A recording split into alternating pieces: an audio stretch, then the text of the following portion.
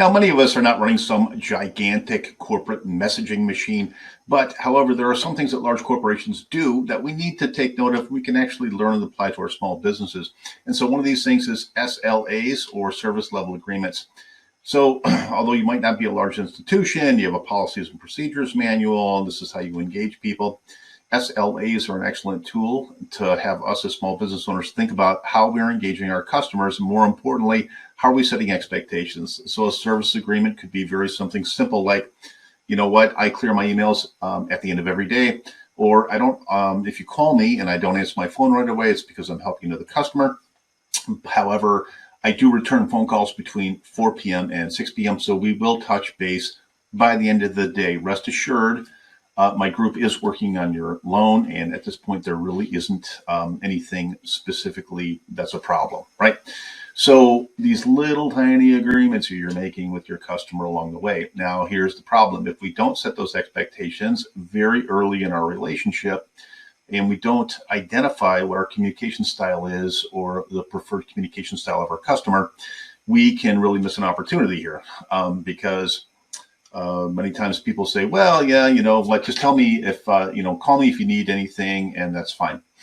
It's not fine because what will happen is if there's any kind of little tiny unresolved issue, your customer doesn't know when, in fact, you're going to be in touch with them. And so their imagination can run wild.